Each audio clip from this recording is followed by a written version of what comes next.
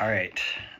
Talking about Public Opinion by Walter Lippmann, Chapter 5, Speed, Words, and Clearness. But before I get into this, I just have to say, I think that this chapter might be the single greatest piece of writing I have ever encountered. And I hesitate to speak with such I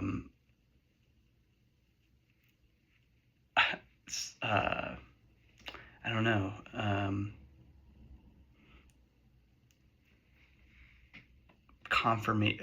to speak with such authority, conviction on that, with such a sureness, maybe, especially when it comes to a book that I'm not even halfway through and an author that I am experiencing for the first time. And other kind of, lack of sleep and things like that. But I am almost at a loss for words to describe the experience that I had just had while reading this. There are so many things that he tackles in this chapter, and the elegance and simplicity and clarity that he provides to such complex ideas it's mind-blowing. So let's get into it. The unseen environment is reported to us chiefly by words. These words are transmitted by wire or radio from the reporters to the editors who fit them into print. Telegraphy is expensive and the facilities are often limited. Press service news is therefore usually coded. Thus, a dispatch which reads, Washington, D.C., June 1st, the United States regards the question of German shipping seized in this country at the outbreak of hostilities as a closed incident. May pass over the wires in the following form. Quote, Washington, the Uni Stas RGDS TQ of Jur SPG seized in TS COU ATT OUTBK OHOX as a CLOD incident.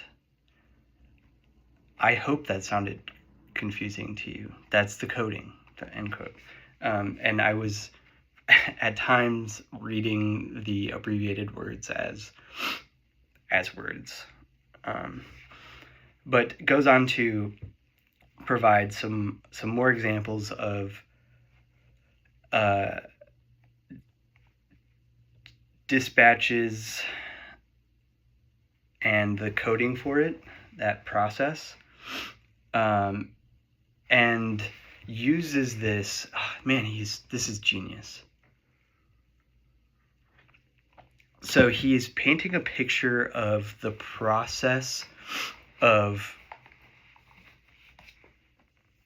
every stage of it too. The process of communication, let's call it. And thousands of miles away, someone is transmuting a message, the dispatch, right? That person, observes the event, condenses it into this dispatch, and then codes that dispatch to transmit it to a receiver who then receives the code and then must decode it and then assess how they want to communicate that in the press.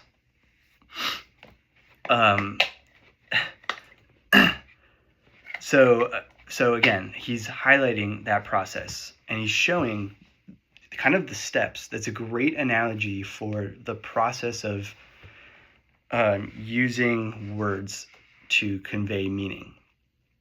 You have the processes and order of operations for sending a message and the coding of that message. And then on the receiving end is the decoding and framing of that message.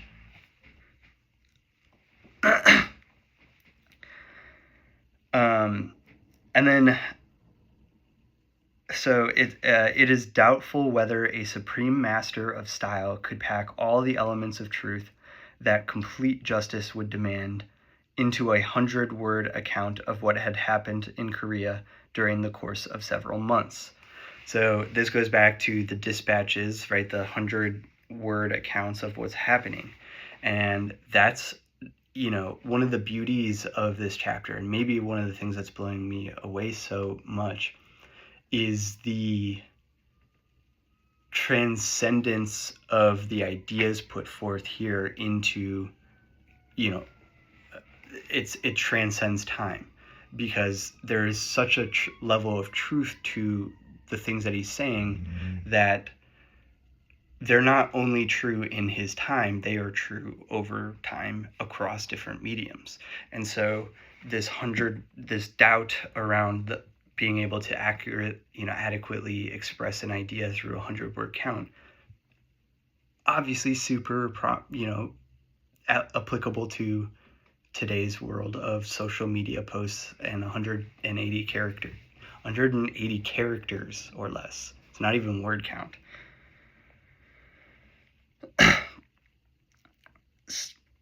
For language is by no means a perfect vehicle of meanings. Words, like currency, are turned over and over again to evoke one set of images today, another tomorrow. There is no certainty whatever that the same word will call out exactly the same idea in the reader's mind as it did in the reporter's. There's something in that. There is something in that. That seed has been planted for me, and I'm trying to capture it. It's a lightning bolt. The meaning and interpretation, right? We obviously know that means change. The meaning of words change, or the use of words change over time. That's a universal experience. So that's one element. But even in that moment, things like a person's bias, their upbringing, their experience, their interpretation of the world around them, the previous information that they were exposed to that provides them the context to place this new information, all of that is going to skew the final interpretation. So it'll be individual to individual different. Just beautiful. Theoretically,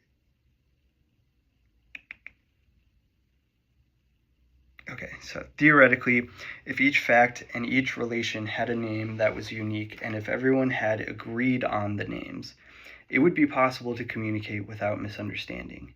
In the exact sciences, there is an approach to this ideal, and that is part of the reason why, of all forms of worldwide cooperation, scientific inquiry is the most effective. And I think that is a great additional support to this too. Like, in abstractly considering the way that we communicate or cooperate ideals,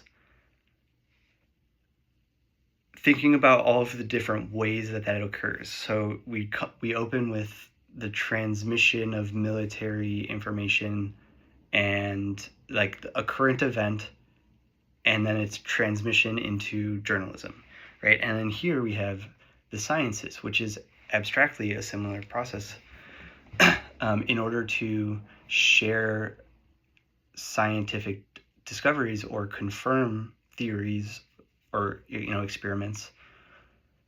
There needs to be some sort of universal understanding that everyone is grounded in to be on the same page in order to make those assessments. And so the scientific method is that basic level. And that's why it's the most effective, is because it puts in a concerted effort, and there's a willingness by the participants to adopt this approach. And it's also, new evidence comes in.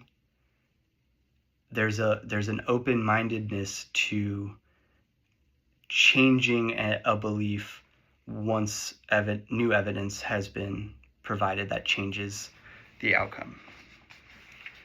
Just, again, beautifully done by Lippmann.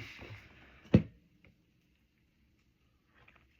he's so concise about it, because now we go, men command fewer words than they have ideas to express, and language, as John Paul said, is a dictionary of faded metaphors. And that kind of stopped me in my tracks for a second. A dictionary of faded metaphors. Language is a dictionary of faded metaphors. The idea here being, we have such few words that we have to use them creatively to convey ideas. And that's why we have, types of language like metaphor or simile or irony or things like that, because they help in the interpretation of meaning. And so language is a dictionary of faded metaphors. They were a dictionary, words, or, even phrases, language. Language is the combination of words to create meaning. And so originally, these were, like, every kind of combination was a metaphor. If there wasn't a word for it yet, you had to speak abstractly using metaphor.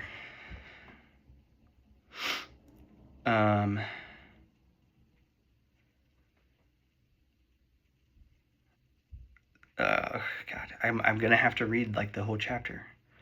The journalist addressing 500,000 readers of whom he has only a dim picture, the speaker whose words are flashed to remote villages and overseas, cannot hope that a few phrases will carry the whole burden of their meaning.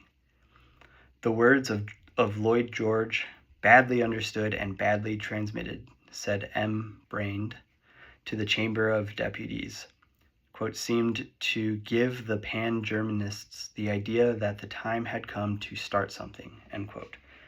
A British Prime Minister speaking in English to the whole attentive world speaks his own meaning in his own words to all kinds of people who will see their meaning in those words. No matter how rich or subtle, or rather, the more rich and the more subtle that which he has to say, the more his meaning will suffer, as it is sliced, it's a different, sluiced, I've never seen that word before, into standard speech, and then distributed again among alien minds.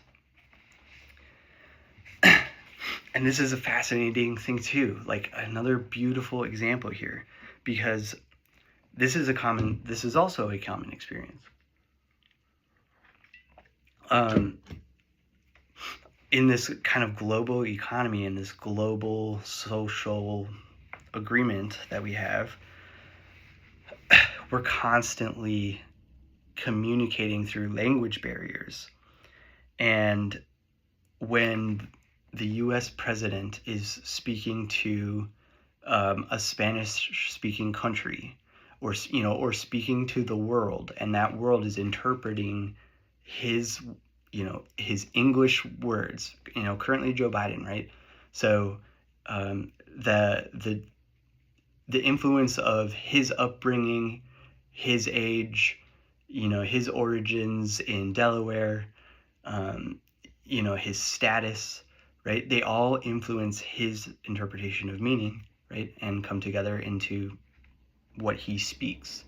And that is digested, it's translated and digested by the entire world, who's going to have varying interpretations of this based on their own context. And even, very obvious thing could be imperfect translations of words between languages. And that's and just a side note, a fascinating thought for me lately has been the translation of words. Because for something obvious, right, I can point to this mug and say mug, and someone, I should have used a better word, I could point to Arthur and say dog, and a Spanish speaking person could point to Arthur and say perro. And that's a very clear, like, we can point to that. That's a physical thing. But for abstract ideals, to convey sort of inner essence or metaphorical interpretations or spiritual meaning, like, how do you do that? And he'll get into this later, and I want to save this piece because it's so awesome. But he does mention, like, and there's research to support this, that the sound of words and our emotional, sort of visceral, primal, instinctual reaction to the sound of that word has a tremendous impact on our interpretation, our understanding, of the meaning of that word. So the sound itself. So that means regardless of a universal definition of that word, and this is something, how many words are you saying that you don't actually know the definition of? You've never looked it up. You only know it through context. You only know it through the feeling that you get when you hear it, and then saying it when you are feeling that thing again, and it seems to make sense. And so this is obviously not an original thought, right? Because it's been huge in philosophy forever, because the Greeks had 7 words for the word love. 7 different interpretations or meanings, understandings of love. There's a familial love, kind of a brotherly love, a community love. And we just have that one word. And think about the impact that has on language. If you only have one word, maybe a better example, and so keep that in mind while I give maybe a better example here, is some countries only have 2 words for all the colors. They have basically a word for light and dark. And there are, so they have light and dark. Basically every, socially organized group has a light and as a minimum of 2 words for color. And let's take the US example and think about, go on Pantone.com and look at all of the different color variations we have labeled.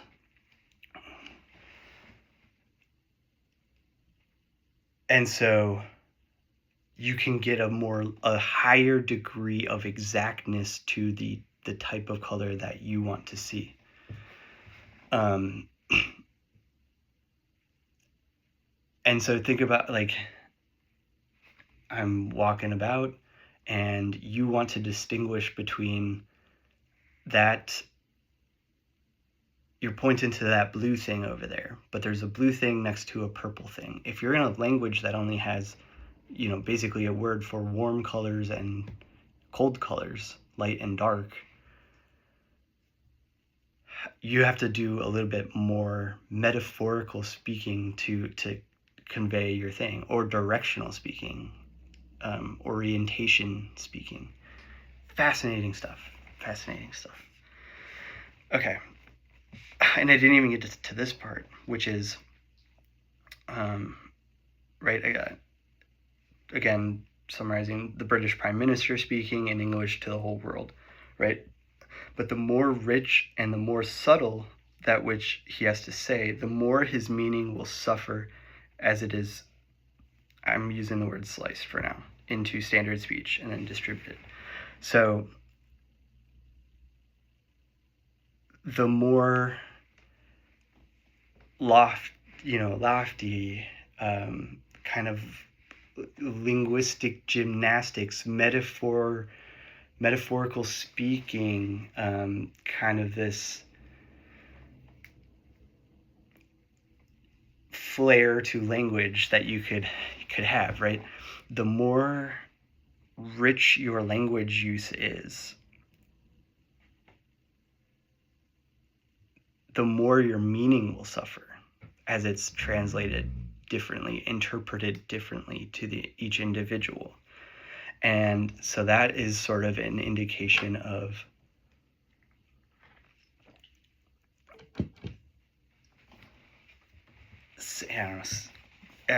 whatever. Let's move on. And this, okay. So, okay. This actually, I should have just kept on reading. Millions of those who are watching him, that minister making that speech, can read hardly at all. Millions more can read the words, but cannot understand them. Of those who can both read and understand them, a good 3/4 may assume have some part of half an hour a day to spare for the subject. That half an hour a day is based on that previous supporting research around studies indicating, amount of time people spend reading newspapers or something. To them, the words so acquired are the cue for a whole train of ideas on which ultimately a vote of untold consequences may be based. Necessarily, the ideas which we allow the words we read to evoke form the biggest part. Necessarily, the ideas which we allow the words we read to evoke form the biggest part of the original data of our opinions. The world is vast, the situations that concern us are intricate, the messages are few. The biggest part of opinion must be constructed in the imagination. When we use the word Mexico, what picture does it invoke in a resident of New York? Likely as not, it is some composite of sand, cactus, oil wells, greasers, rum-drinking, flourishing whiskers, and sovereignty, or perhaps an idyllic peasantry a la Jean-Jacques, assailed by the prospect of smoky industrialism and fighting for the rights of man. What does the word Japan evoke? Remember time, this is right after World War I, it's older. Is it a vague horde of slant-eyed yellow men surrounded by yellow perils, picture brides, fans, samurai, bonsais, art, and cherry blossoms? And I will caveat that, I think that that's meant to show the a difference there and to sort of prove that was the propaganda of the era, was the language to describe Japan at that time.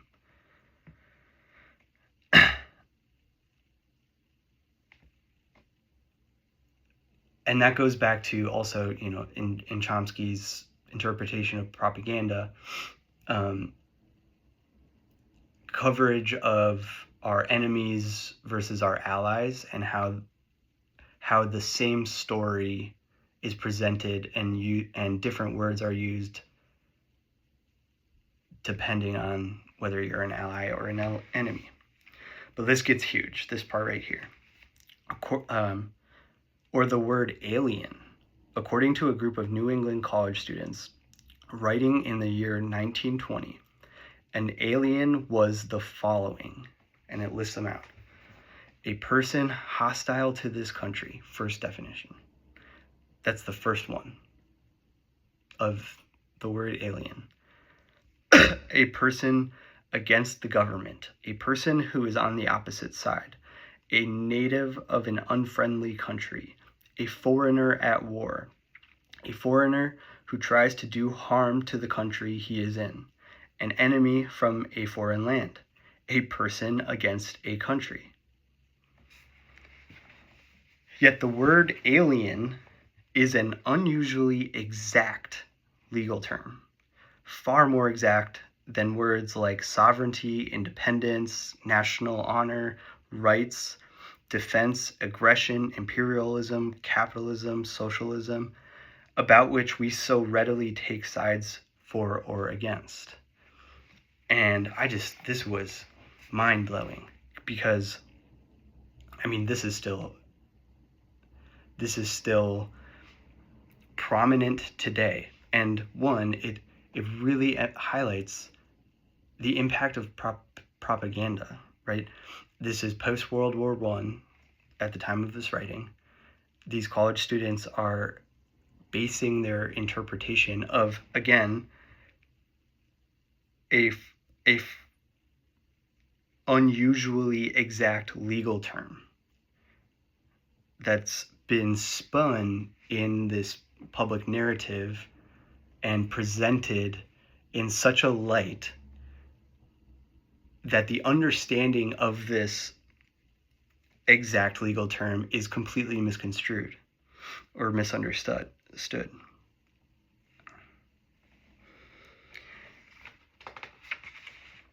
And that's the same thing. You could probably run the same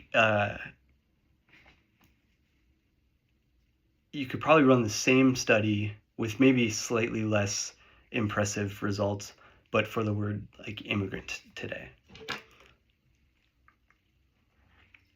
Or deportation. Deportation might be an interesting one to do, because that would technically be that exact legal term, right?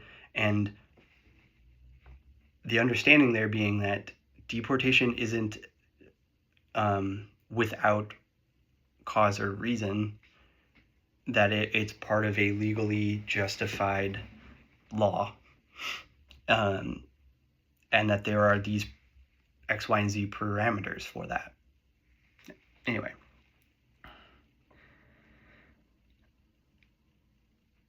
The power to dissociate superficial analogies, attend to differences, and appreciate variety is lucidity of mind. It is a relative faculty. Dude, this is awesome too. I am gonna just be reading this whole thing. To the infant, there is precious little difference between his own toes, his father's watch, the lamp on the table, the moon in the sky, and a nice bright yellow edition of Guy de Maupassant. To many a member of the Union League Club, there is no remarkable difference between a Democrat, a socialist, an anarchist, and a burglar. While to a highly sophisticated anarchist, there is a whole universe of differences between Bakunin, Tolstoy, and Kropotkin.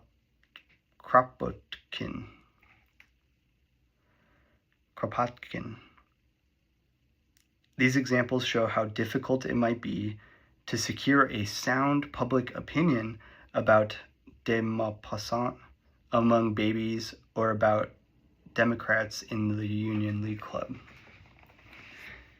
And then here, important part.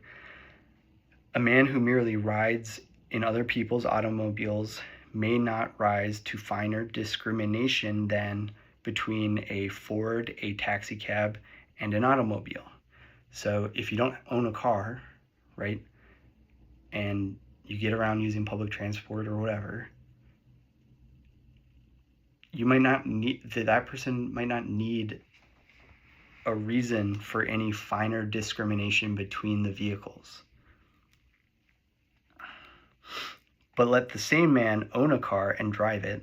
Let him, as the psychoanalyst would say, project his libido upon automobiles, and he will describe a difference in carburetors by looking at the rear end of a car a city block away. That is why it's often such a relief when the talk turns from general topics to a man's own hobby. It is like turning from the landscape in the parlor to the plowed field outdoors. It is a return to the three-dimensional world after a sojourn in the painter's portrayal of his own emotional response to his own inattentive memory of what he imagines he ought to have seen. We easily identify, says Ferenczi, two only partially similar things: the child more easily than the adult, the primitive or arrested mind more readily than the mature. As it first appears in the child, consciousness seems to be an unmanageable mixture of sensations. This is huge. The child has no sense of time and almost none of space. It reaches for the chandelier with the same confidence that it reaches for its mother's breast, and at first with almost the same expectation. Only very gradually does function define itself. Just again, he is killing it. Okay, so one of the things I love here is the observational technique. And using our natural tendencies to understand and to become, right? So he's using, is that what he's doing? For these complex ideals, right? That he is admittedly, right here, conveying the idea that the more kind of nuanced and technical the term, the expression of that is, the more susceptible to erosion of the intended meaning is bound to happen. And so by looking at these natural phenomena that just about anybody can observe, because as I was reading that, I've witnessed, babies doing this exact thing. And so they reach out like they can grab the chandelier because they think it's right there, right? They have no sense of that perception. And it goes on to explain kind of the significance of this. And only very gradually does function define itself. So over time, through trial and error. To complete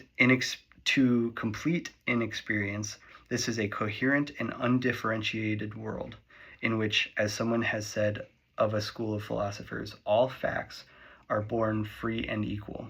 Those facts which belong together in the world have not yet been separated from those which happen to lie side by side in the stream of consciousness. At first, says Ferenczi, the baby gets some of the things it wants by crying for them. This is the period of magical, hallucinatory omnipotence. In its second phase, the child points to things it wants and they are given to it. That is omnipotence by the help of magic gestures. 2. Later, the child learns to talk, ask for what it wishes, and is partially successful. That's the third, which is the period of magic thoughts and magic words. Each phase may persist for certain situations, though overlaid and only visible at times, as for example, in the little harmless superstitions from which few of us are wholly free. In each phase, partial success tends to confirm that way of acting, while failure tends to stimulate the development of another. Okay, so much to unpack there. So we talked about those three phases: period of magical hallucinatory omnipotence, omnipotence by help of magic gestures, and the period of magic thoughts and magic words. So for the child developing, like these gestures, right? So you start off with no understanding, no perception, and gradually you're taking in inputs on your success and failures. Reaching for that thing for the chandelier didn't work. And so you realize through trial and error what happens. And then the or I guess that the first one would be more like the crying aimlessly. And then some sort of omnipotence solves the crying. And then the gestures. I'm reaching for that thing over there, indicating a want. I want that. And once you have success with that, you learn that, okay, if I can gesture a desire, I can obtain it that way. And so your brain begins picking up on the ways that it can improve on that process. And it's constantly seeking the most efficient version of that.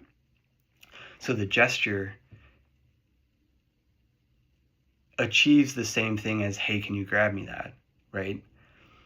But where the gestures run into trouble is the more complicated forms, needs of communication. Discussing anything that's not presently in the room requires an assignment of a symbol in order to communicate the thing that's not in the immediate vicinity, for example. And so each phase, partial success tends to confirm that way of acting. So every time that you're partially successful, you're like, okay, I'm going to continue to explore the thing that's working and expand on that, and leave and set aside the thing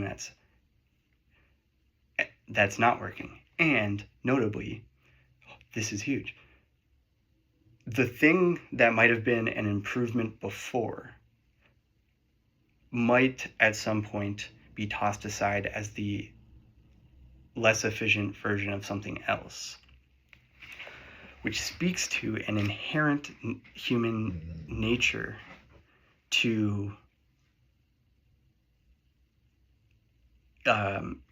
toward progress and change, and the leaving behind of less efficient forms of communication for the other. Or, like, I wanted to apply this to, like, government things. So, yeah, anyway. Many individuals, parties, and even nations rarely appear to transcend the magical organization of experience. But in more advanced sections of the most advanced peoples, trial and error after repeated failure has led to the invention of a new principle. The moon, they learn, is not moved by baying at it. Crops are not raised from the soil by spring festivals or Republican majorities, but by sunlight, moisture, seeds, fertilizer, and cultivation. Allowing for the purely schematic value of Ferenczi's categories of response, the quality which we note as critical is the power to discriminate among crude perceptions and vague analogies. This power has been studied under laboratory conditions. I'm obsessed with this right now. The Zurich Association, which I believe would be the same Zurich, the Zurich Association studies indicate clearly that slight mental fatigue, an inner disturbance of attention, or an external distraction tend to, quote, flatten the quality of response. An example of the very flat type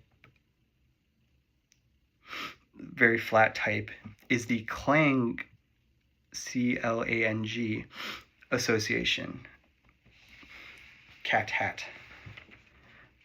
A reaction to the sound and not to the sense of the stimulant word. This is what I brought up earlier.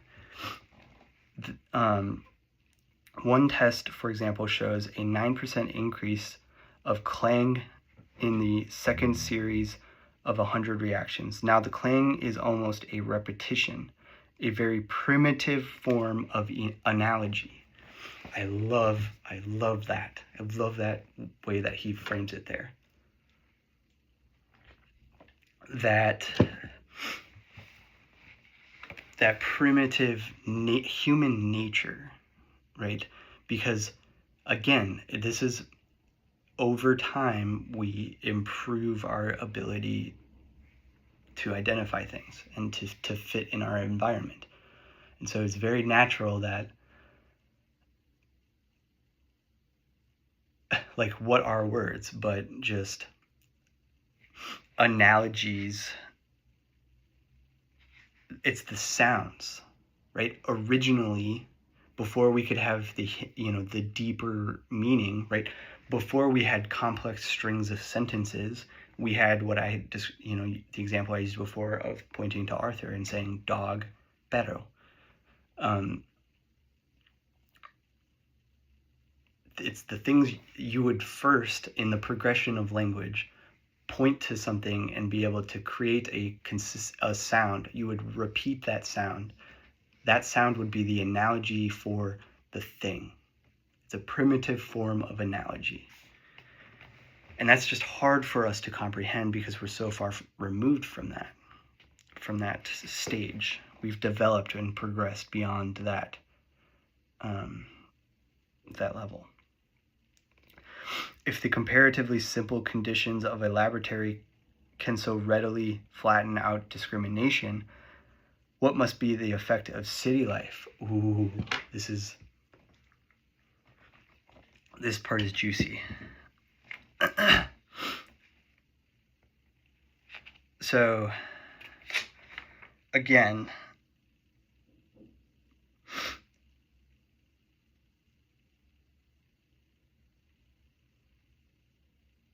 that mental fatigue, the inner disturbance of attention and external distraction flatten out the quality of response.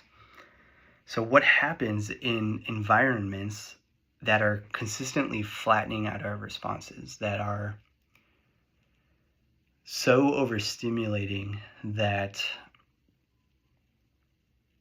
and filled with noise and clutter, that these symbols just blend together, right?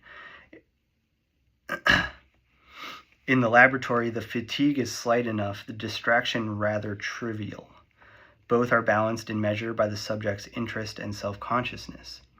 Yet, if the beat of a metronome will depress intelligence, what do 8 or 12 hours of noise, odor, and heat in a factory or day upon day among chattering typewriters and telephone bells and slamming doors due to the political judgments formed on the basis of newspapers read in streetcars and subways? So the idea that mental fatigue, like your brain's processing, it's operating at 100 miles per hour at any given moment. In nature, quiet nature, like in rural America, for example, where the external stimuli is significantly less than in Chicago, where there's cars and sirens and street signs and people walking at all times of the day, right? So much stimuli for your brain to be processing all the time. The more stimuli in the environment, the more resources your brain has to allocate to different functions of your brain, which decrease your ability for a concerted effort to intellectual thinking. It's just less efficient. It's not saying that maybe it's not there, but it's less efficient. It'll depress intelligence. Can anything be heard in the hubbub that does not shriek, or be seen in the general glare that does not flash like an electric sign? The life of the city dweller lacks solitude, silence, ease. The nights are noisy and ablaze. The people of a big city are assaulted by incessant sound, now violent and jagged, now falling into unfinished rhythms, but endless and remorseless. Under modern industrialism, thought goes on in a bath of noise. If its discriminations are often flat and foolish, here at least is some small part of the reason. The sovereign people determines life and death and happiness under conditions where experience and experiment alike show thought to be most difficult. The intolerable burden of thought is a burden when the conditions make it burdensome.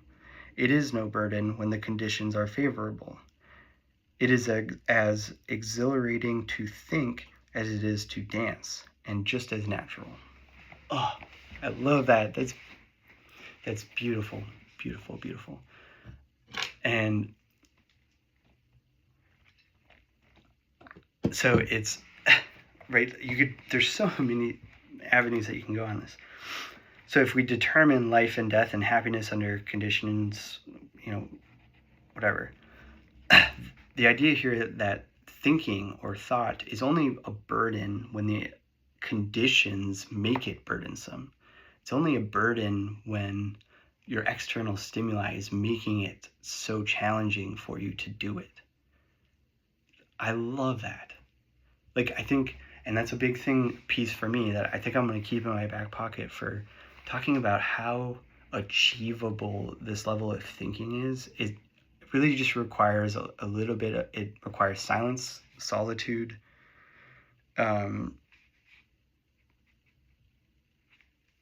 I lost that part, but it just requires silence, solitude, and kind of a commitment to this. God, so amazing. It's just as natural as dance. It's just as exhilarating as dance. That's an experience that I've had. Every man whose business is to think knows that he must for part of the day create about him a pool of silence. But in that helter-skelter which we flatter by the name of civilization, the citizen performs the perilous business of government under the worst possible conditions. Ooh, and this is reminding me of, I needed to go back to a piece up top, right? And we're talking about if we can show that a metronome, that just kind of repetitive noise, that alone can suppress intelligence. So what does it mean now consider the metronome versus walking outside in Chicago or traveling to work in Chicago, taking the train to work. And if you're reading the newspaper or getting caught up to date on current events on the train, right? You're not operating with the mental clarity. There's too much stimuli for you to be at your optimal performance there. And so then further, what is it to say that our political decisions, and think about the lives that our politicians lead today, all the interviews, the flights, the chaos of their day, the strictly regimented schedule, and so many personal interactions and different stimuli every single day, and their rigid schedule requiring that if they were to be catching up on current events or reading the news, it would be in those extremely high stimuli situations. And so what would the impact of that be when our decision making on these important issues stems from the understandings derived in those periods?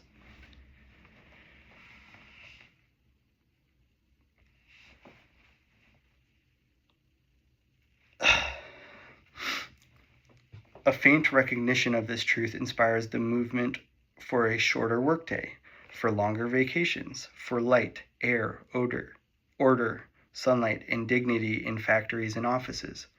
But if the intellectual quality of our life is to be improved, that is only the merest beginning. So long as so many jobs are an endless and, for the worker, an aimless routine, a kind of automatism, using one set of muscles in one monotonous pattern, his whole life will tend towards an automatism in which nothing is particularly to be distinguished from anything else unless it is announced with a thunderclap. One more time. Post-World War I, right? This is pre-internet, pre-social media. The level of stimuli that we experience today blows the experiences that he's describing even at this time out of the water. And I'm obsessed with this. If we want to improve the intellectual quality of our lives, the merest beginning is for shorter work days, longer vacations, light air, sunlight, dignity, right? And this description of what working is like today, because again, it's, workers working for someone else, creating something for someone else in a hyper specialized manner that disassociates them from the entire process, right? They're working one subset of muscles on one task over and over. And your brain tends towards that kind of automatism.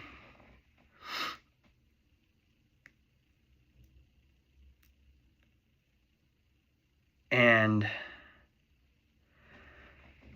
in that environment,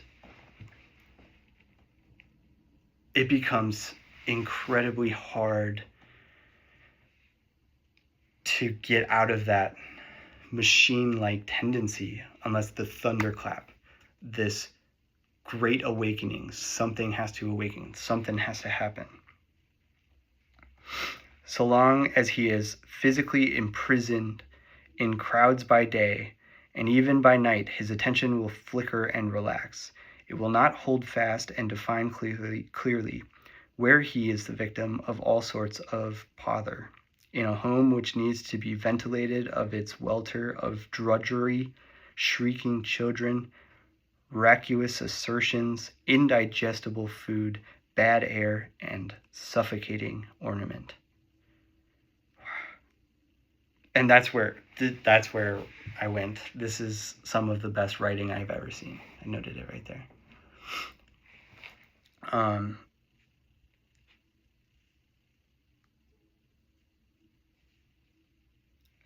Occasionally, perhaps we enter a building which is composed and spacious. We go to a theater where modern stagecraft has cut away distraction, or go to sea, or into a quiet place, and we remember how cluttered, how capricious, how superfluous and clamorous is the ordinary urban life of our time.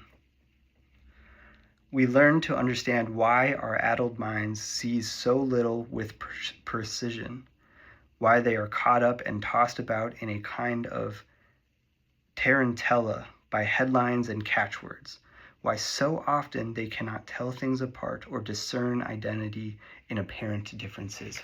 Fuck yeah. Ugh, that's so good.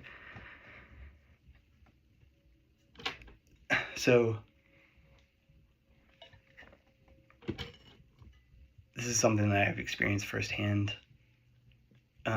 It's what I do now, these things. I get into my quiet space. This is where I do my deep work.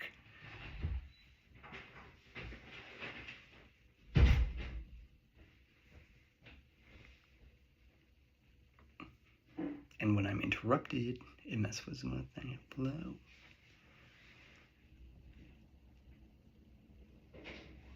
Can I get away with it? But it's also what I noticed in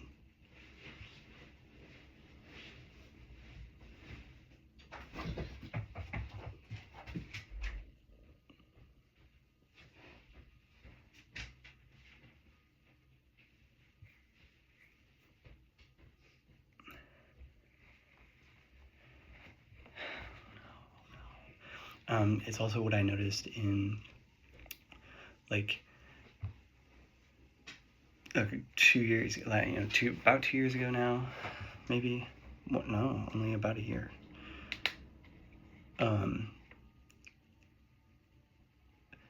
After being in Chicago for a year and a half, or rather, growing up in suburban Minneapolis, growing up in Bloomington, really quiet, relatively quiet.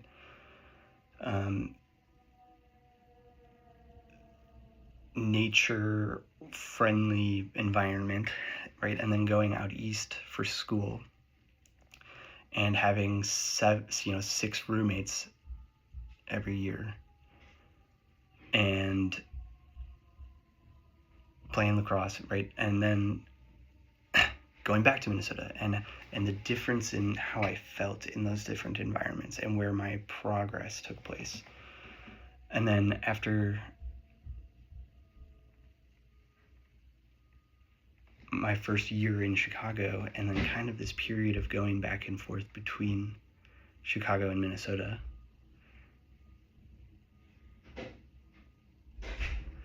like that, this whole thing is an experience I've had and can point to, and is very real to me. So it's something I've had conversations with Tracy about. We talked about the anxiety of, walking out of our apartment, rubbing shoulders with people every step of the way on the sidewalks, in the streets, all the constant sirens, the sounds of the trains, right? It just keeps your body in a state of anxiety. And then I would be in this period, it was 6 months of me, to almost a year of going back and forth between the two. And every time I would go back to Minnesota, I would get into this deep work state of mind and really withdraw. But it was some of the most profound thinking and productive time that I've ever had. It's where I got into woodworking. It's where, I wrote a book and read some of the most important books that I've ever read, and had thoughts that were more profound than just about any time in my life. And I was doing this, I was going on long walks in nature where I wasn't seeing another soul. It was quiet. I was leaving my phone, so I had no, as few external stimuli as possible. And this just helps me be able to frame exactly what that experience is.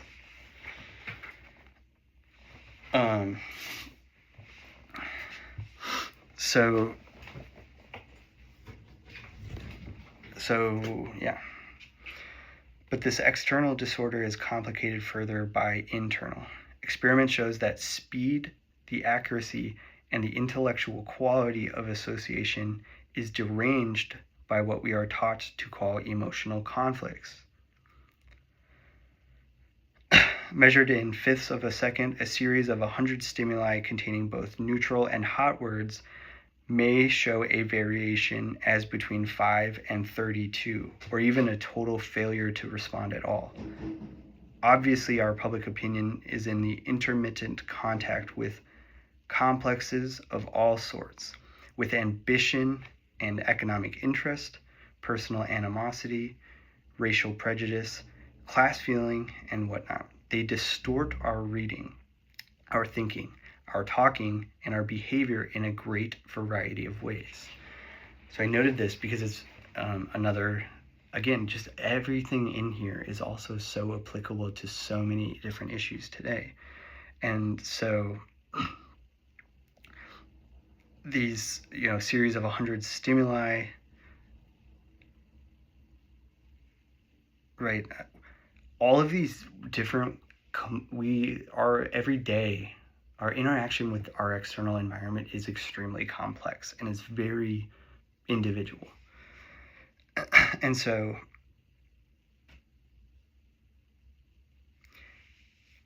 our experience with our external environment and what we've come in contact with distorts the way that we read, right? For example, I'm saying this is some of the best writing I've ever seen. That's probably not gonna, I could go pray to everybody that they read this book, and it might not resonate with maybe even any of them. But it's stuff like I can point to this going to a quiet space experience because that's something in my external experience that I can identify, that I am familiar with.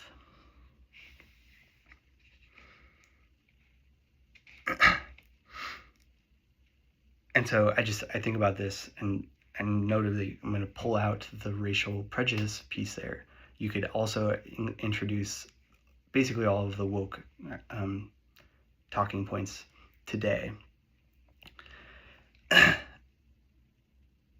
And that will be, and just apply this to all of those. And finally, since opinions do not stop at the normal members of society, since for the purposes of an election, a propaganda, a following, numbers constitute power, the quality of attention is still further depressed. The mass of absolutely illiterate or feeble-minded, grossly neurotic, undernourished, and frustrated individuals is very considerable. Much more considerable, there is reason to think that we generally suppose.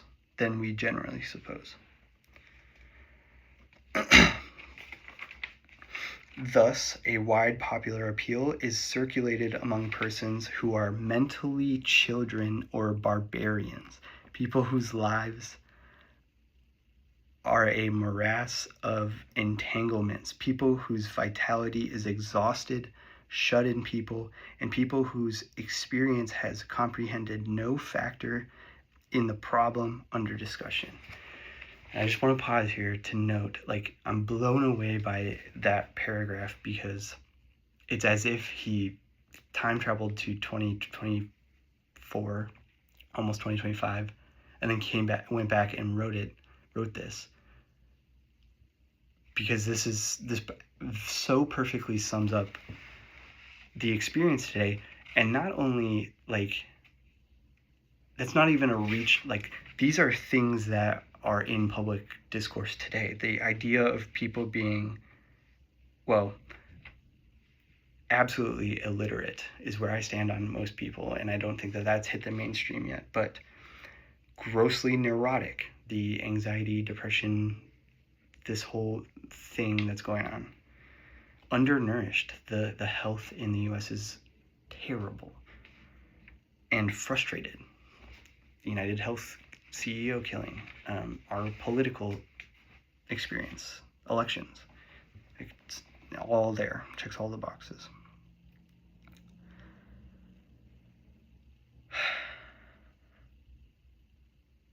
And we're almost done here. A broad appeal takes account of the quality of association and is made to those susceptibilities which are widely distributed. A narrow or special appeal is one made to those susceptibilities which are uncommon. But the same individual may respond with very different quality to different stimuli, or to the same stimuli at different times. That is it's one sentence that I need to build into my understanding, because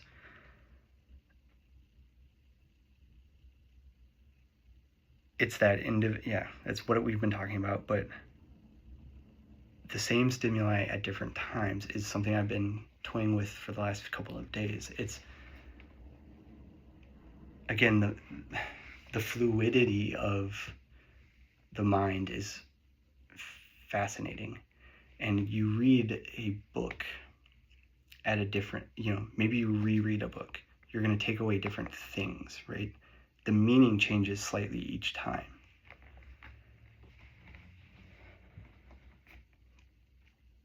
For the psychic level on which the stimulus acts determines whether the public is to be potentially a large or small one. Thus, the environment with which our public opinions deal is refracted in many ways by censorship and privacy at the source, by physical and social barriers at the other end, by scanty attention, by the poverty of language, by distraction, by unconscious constellations of feeling, by wear and tear, violence, monotony. These limitations upon our access to that environment, combined with the obscurity and complexity of the facts themselves, to thwart clearness and justice of perception, to substitute misleading fictions for workable ideas, and to deprive us of adequate checks upon those who consciously strive to mislead.